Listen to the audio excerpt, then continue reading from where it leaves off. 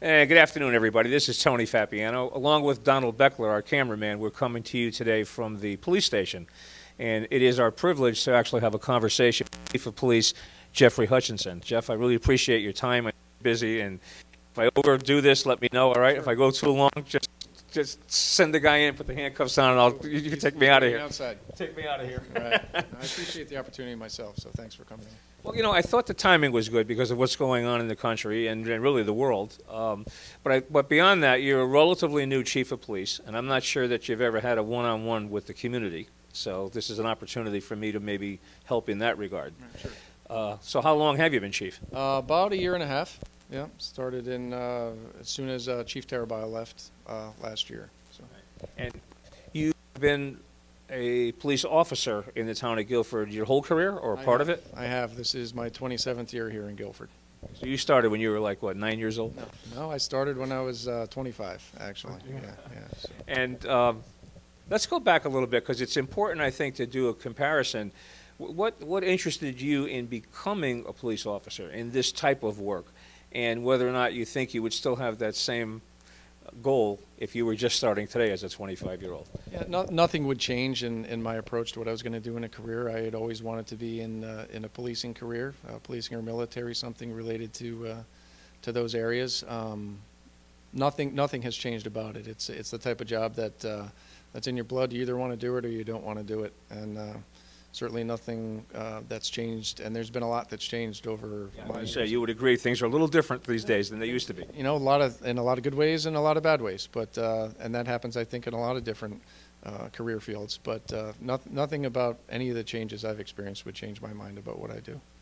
How about, you've been around for 27 years here, so you've seen the force actually grow, and things change within what you do and how you do it, and maybe even the equipment that you use now as opposed to what you did 27 years ago.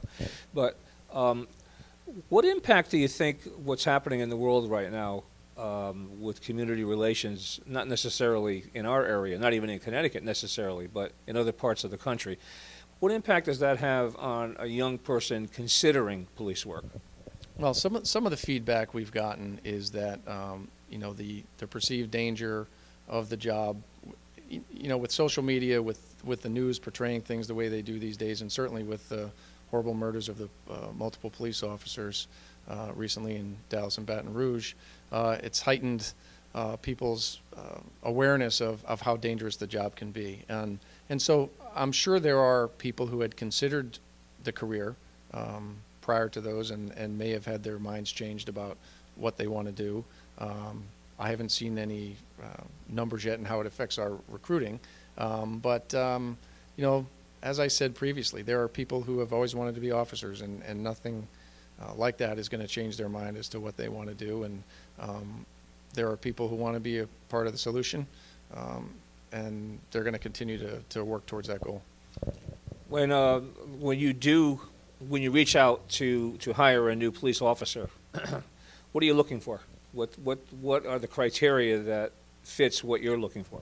The criteria has never changed, and so for me, I don't want to take full credit for the way we do things here. I'm just building on a legacy that's been left by prior chiefs, and and a culture that's been built here for hiring quality people. And the most important thing we do here is hire the right people, and I think we've done a real good job of doing that. So when we look for people that we're hiring, ideally, we're looking for someone who's educated, intelligent, compassionate, obviously fit, and works well with the community, is open-minded, and has a temperament for dealing with the stresses that they're going to face each day as a police officer. And, that gets evaluated through the entire process. What about the male-female composition, or the black-white, or the Hispanic, or minority of any kind? Does that come into play in the goal of who you're looking for, what that prospective new officer might look like? Well, certainly you want to have your force reflect the community that you work in, at least at a minimum.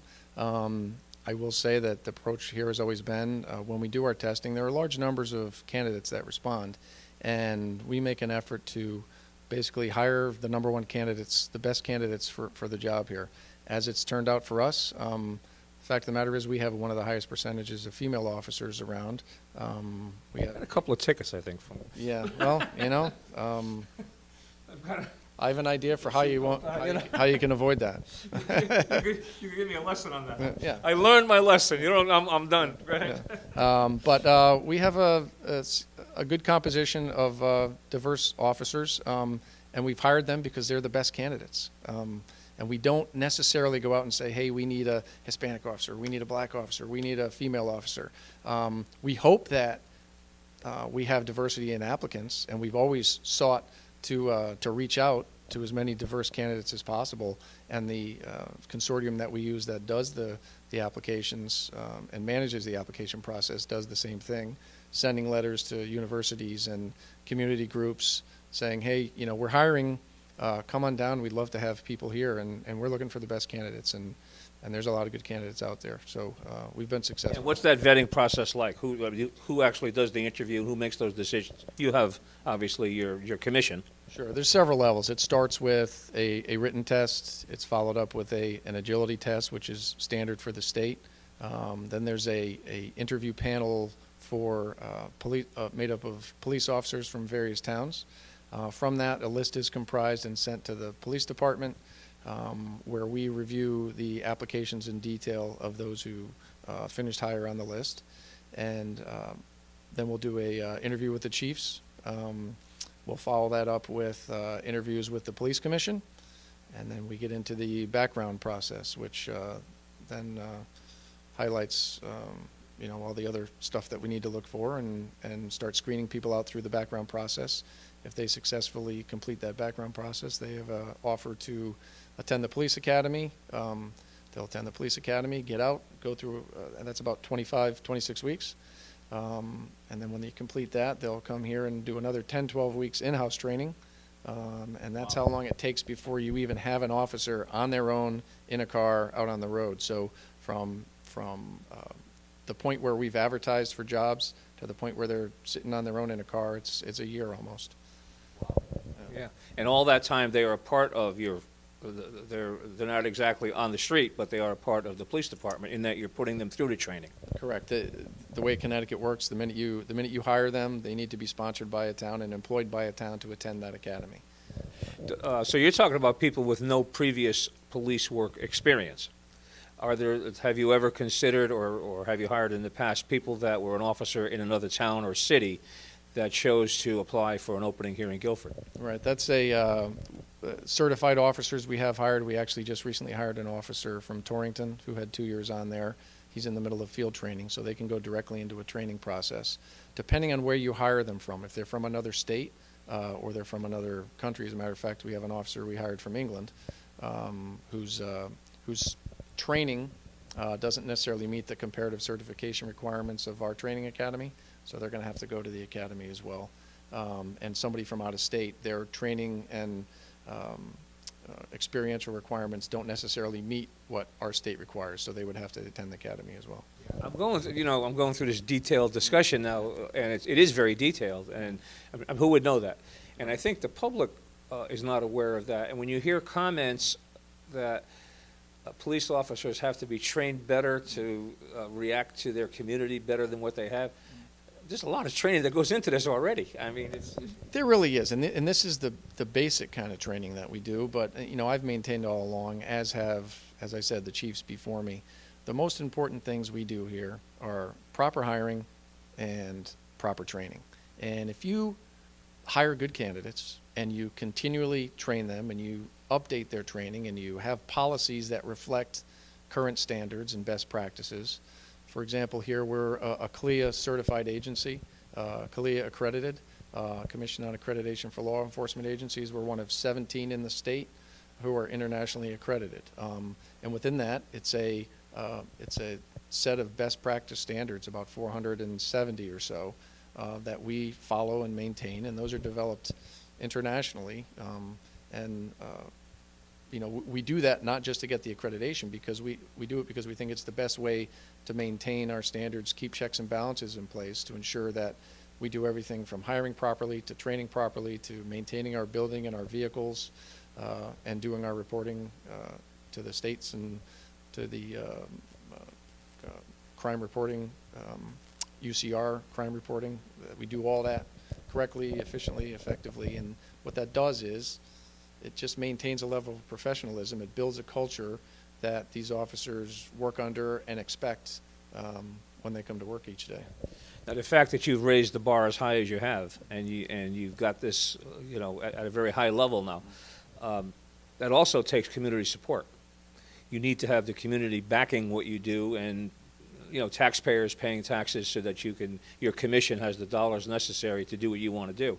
So it seems to be that in recent months, maybe because of what's going on, and maybe it always existed, but in recent months at least, it seems like the community has. I'm just looking at.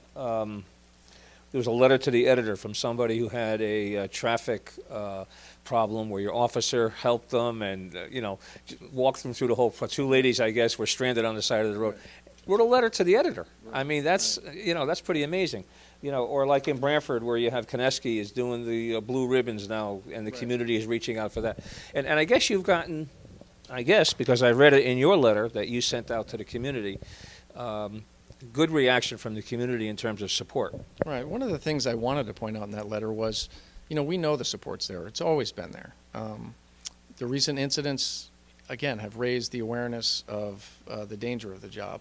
But from the police commission to the public to the board of selectmen to the board of finance, this is an incredibly supportive community when it comes to public safety and particularly policing. We're not going and asking for things that we don't need. And so I think they trust when we tell them, hey, we need this vehicle or this equipment or this money for this training.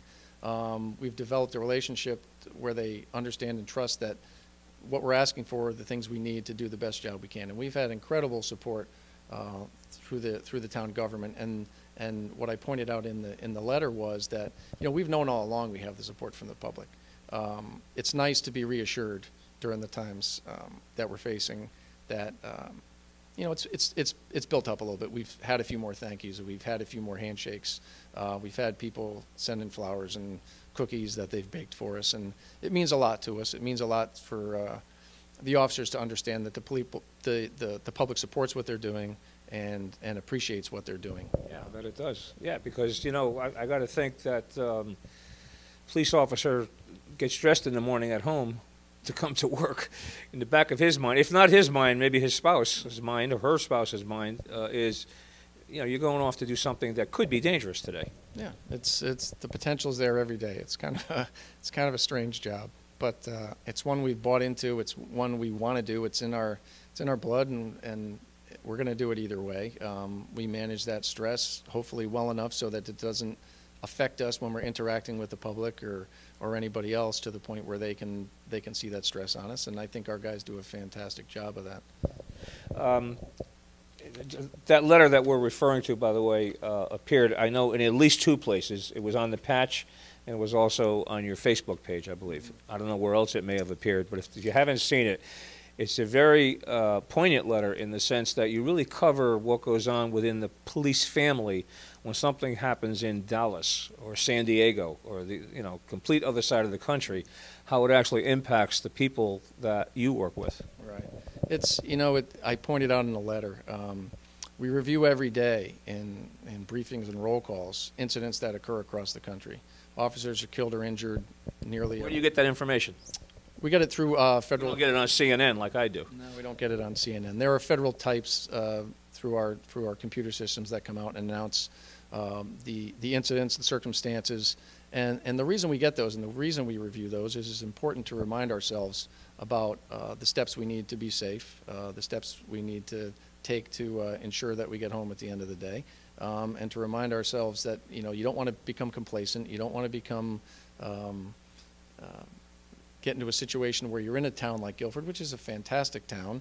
The reality is there's not a lot of violent crime here, but that doesn't mean we're immune to it. And if you let your guard down, if you get complacent, things could get dangerous. And so in the letter I mentioned Dallas, I mentioned Baton Rouge, and I mentioned those horrible instances that occurred there where multiple officers are murdered all in one instant. But the fact of the matter is officers are dying every day. I think as we speak, something like 30 or 35 police officers nationwide have been killed in the line of duty this year. Correct. Just this year. Right. Any number's too big. And that doesn't even count the ones that were wounded, because there's many more that that are still, possibly recovering. Correct. And so we remind ourselves every day, and we put training in place, and we when we get the new officers on, and you have officers that have been here 30, 35 years, we maintain that level of training. So we maintain that heightened awareness, that hypersensitivity to personal safety, both for ourselves and the public, to remind us every day what we're doing. It's what you need to do the job right and to get yourself home. Now, you may not be dealing with, a terrorist, although you may be. You don't know that. I mean, but certainly you have situations that you deal with on a daily basis that are more dangerous than others. And I'm thinking that if there's you get a domestic violence call. Somebody calls up and says, my husband or my wife beat me over the head with it, whatever. You got to walk into that house. That's not necessarily a safe situation. Right. The thing about police work and the calls that you're referring to, it could be a domestic violence call, it could be a motor vehicle stop. When you go into these things, while you have a little bit of information, you don't have all the information. And what you don't know is what might hurt you. And so you prepare yourself for those things. The level of unpredictability is enhanced because most of the time when we're dealing with domestic violence and a lot of the other cases we deal with, you're dealing with issues of mental illness, you're dealing with issues of substance abuse, and so that changes the whole dynamic of what we deal with. And so not only are you trained for the basic skills of an officer, but our job's kind of expanding now, and always has been that way, quite honestly. When you're dealing with social issues and that are affecting the calls you're going to and the way you deal with them, you need to have a level of training, a level of awareness, a level of compassion and sensitivity to understand the origin of the problem and try and keep yourselves from going back there, try and keep those individuals from having you back at their house, so you don't have the revolving door.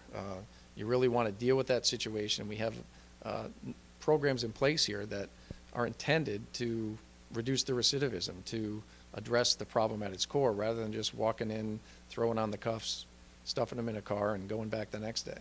So people need to understand there's issues of mental illness and substance abuse everywhere, whether it's Guilford, New Haven, or Bridgeport, or Texas. It's everywhere. Well, actually, every one of these situations are also a potential learning experience. You can learn what went on, how it was handled, and why it might have, or maybe it might have been handled differently, or better, or maybe what was done exactly the way you would like it to be done. So they're all potential experiences that can lead to training, I assume. Not only local, but when you get that information about a police officer that was killed in Dallas or in San Diego, you get the details behind it. You can use that, I think, as part of the process of developing officers as well. Every experience we face, every case we go to, there's an opportunity to learn and to teach. And what we can take from that and bring back to our officers, we do it every time. If we don't, we'd be failing in our responsibility. Going back 27 years ago, what got you into the business? What attracted you? If you can think back that far. Yeah. No, it's a cliche, and we hear it from every applicant that comes in here that's serious about the job. It's the sense of community service. It's a sense of, making a difference in where you live. So that was attractive. That was your thought? That was attractive to me. I enjoyed it. Did anybody in your family precede you in this business? No, I have no. Sometimes that happens. Are multi-generational? I have a lot of multi-generational. There's no one in my family that ever did it. It just was an interest to me. Some of the structure involved and the way that you work each day. You know what you're going to. You know what you're required to do. But the one thing that's really appealing is something's different every day. It's not a job where you're doing the same exact thing every single day. And I wasn't interested in that. I was interested in the dynamic of the changes that occur and the unpredictability. Let's talk about some of the more mundane things you do. There's a lot of wild animals running around town. There's bears and coyotes and deer in people's backyards. And what do you do about that when you get that call? Well, you say mundane, but what's important to understand is the people that are calling, while it's mundane to us, don't think it's mundane. Otherwise, they wouldn't be calling. You see a bear and you're... Right. So, we take it seriously. And while we've dealt with it and it's something that we see all the time, we make sure we address it appropriately. You know, we have a lot of the bear references in the animal calls. We have 2 animal control officers that work under the police department. They're civilians who respond to those calls, and when they're not here, we'll respond to them. But you know, they answer the questions best about. What would they do anyway? If there's a bear in my backyard, what do you do about it? If there's a bear in your backyard, you stay inside. That's Till he goes away. That's my best advice. And You're not going to come and shoot it. right, Or, correct. We're not going to come dispatch bears. The only time we're going to come drag an animal out of your yard is if it's posing an immediate threat or immediate danger. If it's exhibiting symptoms of being ill or have rabies or being injured, then we'd address it that way. The fact of the matter is there's bear in Connecticut. The population is expanding. We're fairly bucolic here in Guilford, and when you have pets and you have bird feeders that you leave out, or food for your animals, or garbage, or you know, in fact, you leave food on your grill that you haven't finished, it's going to attract them. They have a strong sense of smell, and they need to eat, and that's what they're going to come to. So obviously, you know, visit our website. There's some links to our animal control webpage, which also has links and information on dealing with wildlife appropriately. So rather than me pretend to be the expert on wildlife, I'll leave it to that. we don't have, in Guilford at least, a very racially diverse community. I mean, we have minorities, but they're very small minority within the community. Yet, we have I-95, and we have a lot of events in town that draw from all over. So, is there a segment of the community relations aspect of what you and your officers do that deal with race relations? Well, you know, we constantly train on dealing with racial issues appropriately. The fact of the matter is this. Because so much that went around, around the country, at least was somewhat related to a disparity. What's the word I want to say? Disparity in that relationship. Yeah, there's strained relations between police and people of color. As you said, we're not incredibly racially diverse here in Guilford, but we have contact with plenty of people of different races, colors, ethnicities, religions. The fact of the matter is this: it's real simple. Treat everybody the same way, and that's how we do it here. I would be remarkably surprised if there were somebody here that had issues of racial bias here. We just completed our 6-month evaluation of all our motor vehicle stops. They talk about the racial bias reporting in the state that they implemented a couple years ago. We've been doing that since I've been here on our own, and we do a much more detailed evaluation, drill down of the stops we make, the race, the gender, the age, the town they live in, and we make sure that there's not a disparity in enforcement of motor vehicle with regard to that, and we've never seen an issue. It's fairly simple. Treat everybody. Yeah, I believe it. And I know you for a few years now. I know that's certainly you. So, what do you do if there's an instance where one of your officers does not do what you thought they should be doing, in a particular situation? How do you handle that? Depending on the concern that we have, there's different levels of response. There's sending someone to, I'm not referring specifically to issues with race. It might be the way they particularly handle a case, but you have evaluations every 6 months, or we have evaluations every 6 months on our employees here. Just completed those today, as a matter of fact. Could be a training issue. You might have to send them back for particular training if you identify a deficiency.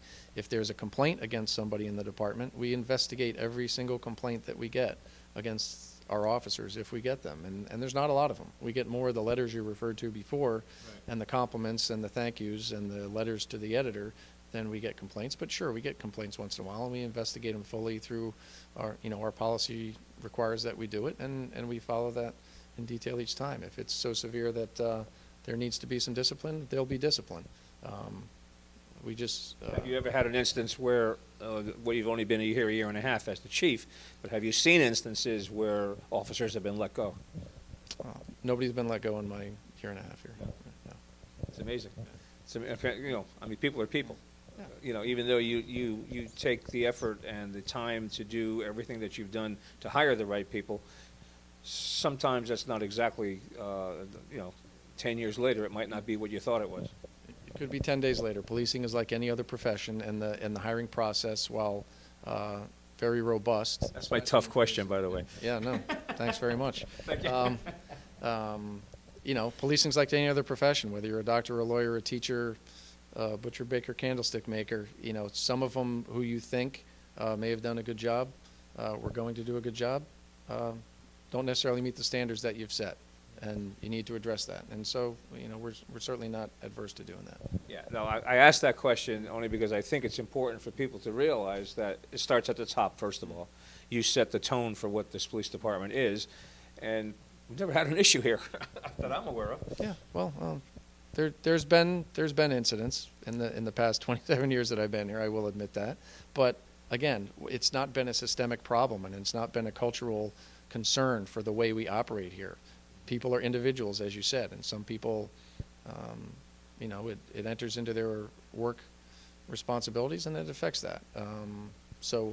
We deal with that. But the culture we have here, again, to reinforce, it's nothing new from me. It's something I came in under, and it's been maintained all along. So I certainly wouldn't want to take credit for the way this place has been developed and established, and certainly credit goes to everybody that's come here before me, and all the officers and supervisors and chiefs and police commissioners that have been here before me. One thing that has definitely changed in 27 years, the population now is around 22,000, I think. 27 years ago, it was probably 12 or 14,000. Yeah, I don't know exactly. I'm not sure. It's been That's big growth. There's been a lot of growth. There's been a lot of growth, and you had talked about the department growing. The reality of it is, we may have, I think, one, maybe two more officers than we did when I was hired. Really? Yeah. So it's And the town has almost doubled in size. It's the same as it is everywhere else. You do more with less, and as the town grows, you learn to deal with the challenges that are faced with that growth. So we've been plugging along pretty good. What about other types of growth? I got to think the Guilford Fair, for example, is bigger now than it used to be. Or the Expo, more people come into town than they used to 20 years ago. You have a new shopping center on the rock pile, the Guilford Commons. That type of growth, more people, more activity, more diversity as far as it's not necessarily a local event anymore. Now these are regional events that you're involved in. Does that present any particular challenge for you guys?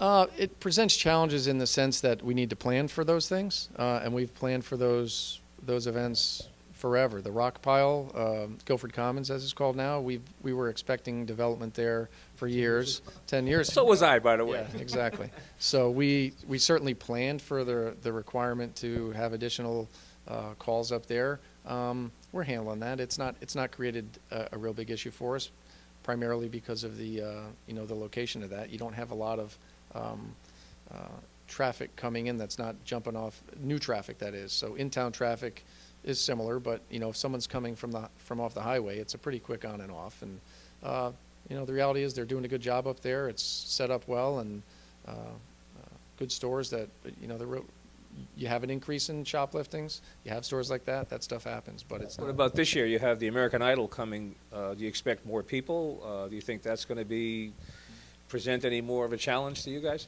I know the Ag Society is hoping for big numbers. I'm not going to even guess or at what they'll be, but we've certainly, as I said, we meet all the time and do planning meetings. We were meeting today about the fair, and we're discussing that, and we're doing research on it, on Nick Fradiani's most recent concerts, to see what kind of responses there have been.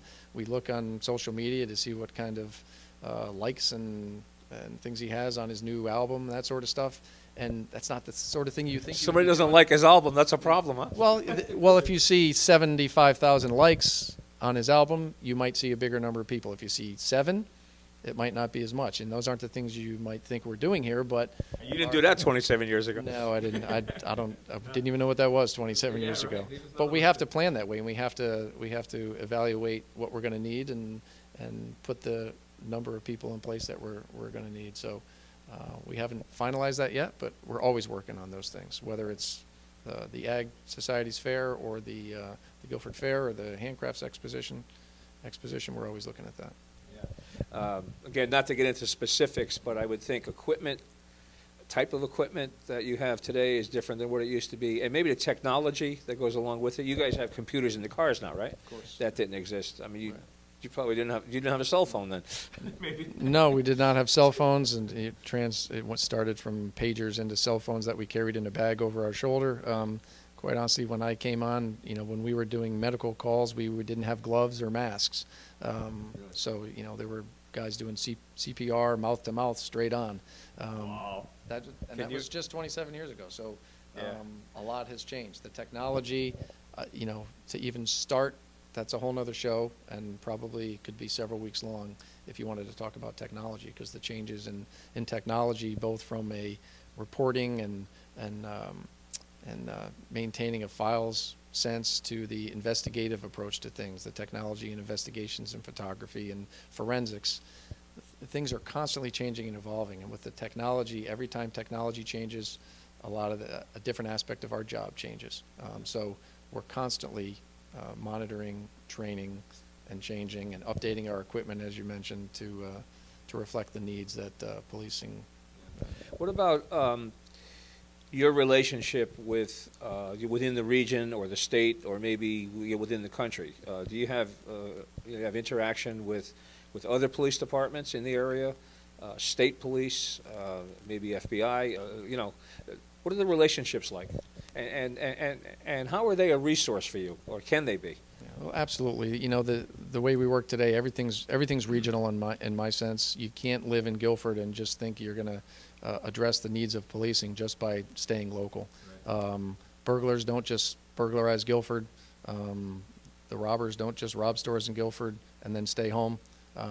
It crosses boundaries. There's no borders for that type of criminal activity. But absolutely, we're a member of the South Central Criminal Justice Administration, which is a regional consortium of police departments, which include all the geographically situated departments: Guilford, Madison, Brantford, North Brantford, East Haven. There's 14 or 15, continually grows and expands. And we network with them all the time. We share resources, everything from, what comes up a lot. We have a lot of female officers. If a town needs a female officer to do a search on a female, they're calling us, hey, do you have a female officer? So we'll send them over to do an appropriate search. Dogs are shared. Equipment is shared. We have a regional SWAT team that trains throughout the region. We assign officers to regional task forces to share information on everything from terrorism to drugs to burglaries and robberies. If you're not operating regionally, then you're not going to be successful in policing. It presents opportunities as well for funding. If you're developing a project or working on a project, the state and the feds are far more likely to provide funding for regional projects than they are for a local project. And so that's some of the leverage we use with our regional activities. All right, we've been doing this about almost 40 minutes, so Sheesh. I don't want to keep you awake. Yeah. But one last question. When you came on, was there a cop on the beat? And is the cop on the beat gone? When I came on, there was a cop on the beat. It was me. And we still have the cop on the beat. And it's not just the new guy, it's everybody. We still have guys But I'm saying with the change in environment out there, you're going to have a policeman, an officer on the street alone, at night, like they used to perhaps check doors to make sure they were locked in the commercial district. It's not changed. We're Guilford. We're going to have to adapt as necessary. But the fact of the matter is, our officers are in single cars. Sometimes we're in double cars. I'm not going to get into the deployment specifics, but you still have to have that interaction with the community. If you're not out there face to face, if you're not shaking hands, talking to people, getting into the businesses, getting into the homes, Meeting the young people. meeting the young people at schools with our school resource officer, and our officers are going to all the schools throughout the whole school year. We always have officers in every school, and it's the only way you're going to be successful. You need to build that trust, and you need to have that transparency. And I think, of all things, we're a very transparent department. There's nothing secret here. We're not really hiding anything. We do what we do, and we want people to be welcomed into the building if they have a question. We have our Citizens Police Academy annually, a fantastic showing this year. Detective Jacober sets that up and does a fantastic job with that. And that's a 9-week opportunity for people to come in here and see what we do. Again, a lot of the things you hear across the country is that there's no community interaction and that there's no involvement to the point where people know what's going on. We're an open door here. They're locked, but they're open if you want to come in. We're an open door here, and we're happy to share what we do. We're proud to share what we do. We're proud of what we do here, and we have nothing to hide. And it's a great community to work in. I have nothing but good things to say both about the officers here and the community we work in. So it's been a fantastic experience. Well, Jeff, I really appreciate this opportunity for the last 40 minutes, taking your time, and congratulations on the job you are doing and your career that many, many more years, I hope, are going to be just as successful and just as enjoyable for you. And great job. I mean, Guilford PD is great. I kid before. I did get a seatbelt one time, and they caught me speeding once, but And I told you I can tell you how to avoid that. Wear your seatbelt and don't speed. Yeah. Thanks for the advice. I appreciate it. Okay. Thank you so much, Jeff. I appreciate it. Okay. Take care. Okay, and folks, you watching at home, if you have any questions or comments on this, let the chief know that you've watched it. Any other question you may have that I did not cover, I'm sure you'd be happy to address. I know he answers emails, he answers letters to the editor, he does the whole 9 yards, so that's a good thing. And with that, I want to thank Donald Beckler for doing camera. Again, my name is Tony Fapiano. Thank you for watching.